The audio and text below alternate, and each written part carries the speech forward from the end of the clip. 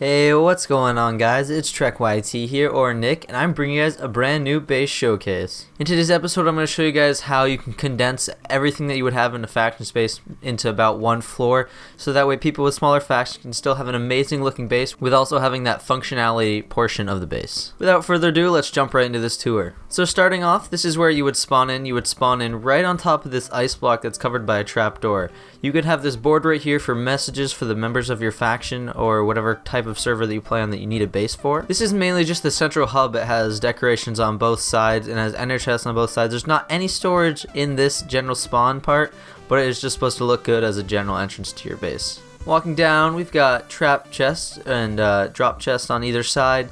This adds just so if you're doing a raid, you can drop off stuff on either side really quick and then run back to the raid and get as much stuff out as fast as you can. So walking up straight ahead from where you spawned and across, we have ourselves a mob drop spawner or a grinder or whatever. So that way you'd have the spawners up above somewhere and they would flow down into here and you kill them all, collect all the stuff, put it in here, take it out, put it and store it. This is an easy way to gain money in any faction server. Most of the time is to have a grinder. So having that right next to where you would spawn in, if you're just chilling here, dropping off loot, you got mobs spawning in from above, then you can kill them, you can have multiple members killing them, or you can just, you know, it's really just a good idea to have a grinder inside your base. We take a left or a right, they're both identical, but they both have a bunch of storage.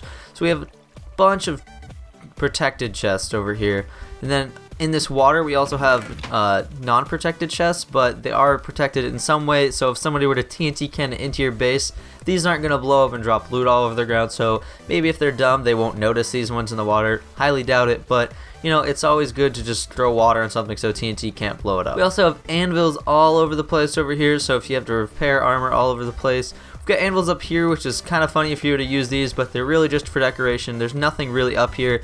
It's just to show off a little balcony. More drop chests over here. These can also be used as just a quick drop off, or just storage for stuff that doesn't really need to be protected. These could be just for potions and stuff. You don't really feel the need to put them into protected chests. This side is exactly identical to the other side. There's nothing really different to it. I basically just copy and paste everything from over there. So now that we went over a functionality portion of this base, how everything will work in this base, how I designed it and how it could be used, we can go over more of a detailed part about the designing portion of this base. And I try to go really different with these glass and clay blocks in different patterns, so that way, I don't know, it just kind of catches my eye. If I'm walking down here, it's just like, whoa, it's like you're on like a drug trip or something. But the ceiling also has it on there. It's not very detailed ceiling up here. It just has basic blocks. But then you get to here, and this is a good tip for building. If you have a vaulted ceiling, or like let's say an intersection, if you put not just a flat roof, but if you put like an arched roof, almost like a dome, like this is sort of a dome right here, but I use tons of different blocks in here that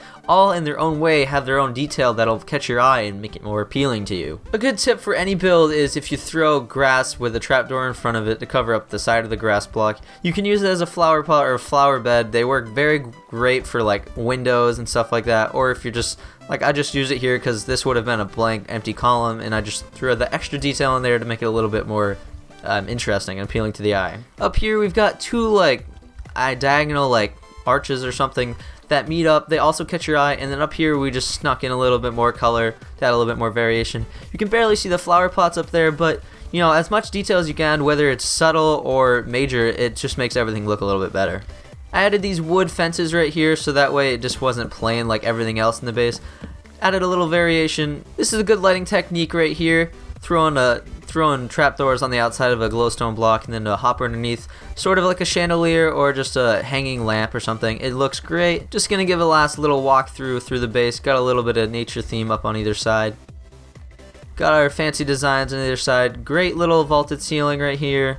Mob spawner. Tons of chests, tons of storage, tons of detail. Every little bit counts. More detail over here, about the same as the other side.